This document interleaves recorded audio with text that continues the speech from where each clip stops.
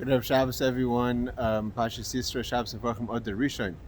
And so a quick word we learned this week. Maimer, the Rebbe speaks about, it says in the Pasuk about Matan Torah that Moshe nigash al Arafel. Moshe went into the Arafel. Arafel is an expression of clouds and darkness. And Rashi says he went in Anan, Choshech Arafel, deeper into the darkness when he went up onto the mountain.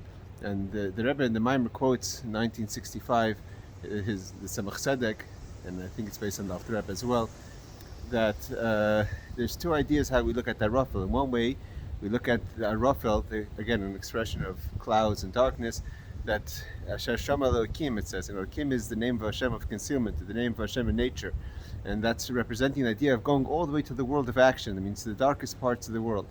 And at the same time, we also find that Shlomo Melech designates the Beis Hamikdash. He uses the expression Arafel, which is also an expression again of the clouds, but as an elevated statement about the Beis Hamikdash.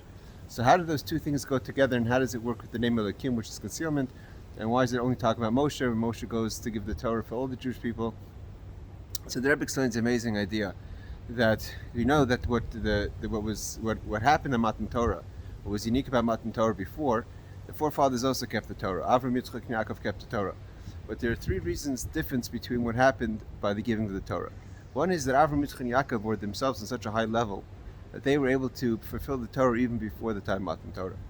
And for a regular person, we needed to get the Torah given to us in Har Sinai in order to be able to do to perform and be effective with Torah in our own lives.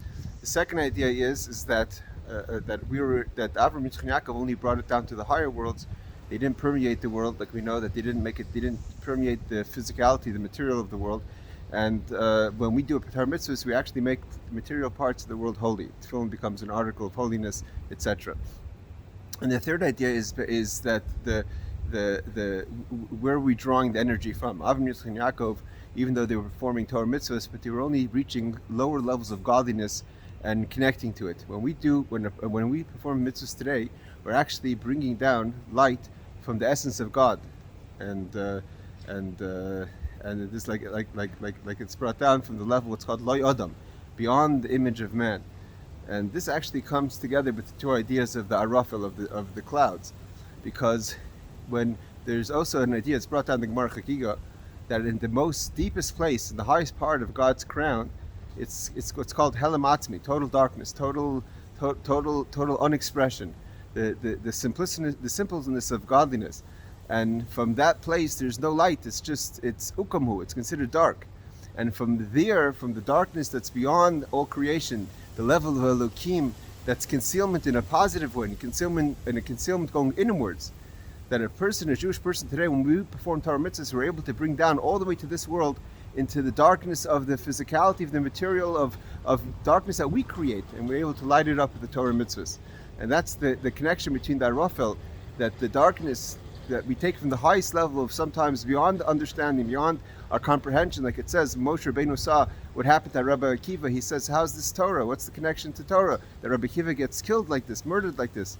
And we know that the questions that we have about the darknesses in the world, Hashem says, Shtaik, be quiet. This reaches higher than understanding, higher than our comprehension. And we're nevertheless able to connect it and bring that higher level down into this world. And that's why the Arafel is for every person. Every person in their own darkness is able to reach to the highest places and light it up with the light of Torah mitzvahs. And this not only applies to Moshe. Moshe just gives us the energy to do it.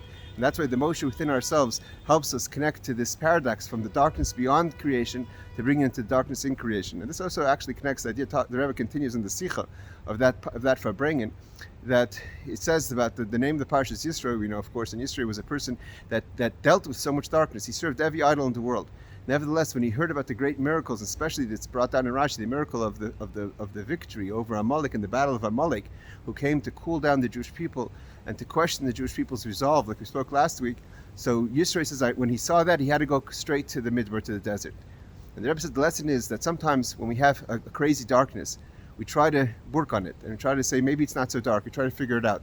When a Malach comes and asks you questions, the Rebbe says you don't sit down and learn a Sikha, you don't sit down and learn Tanya, you don't sit down and try to do something to slowly fight a Malach. You have to get radical. You say, you know what, if a Malach's coming to attack me, I'm going to the Midbar, I'm going to the desert, I'm going to where Moshe Rabbeinu is.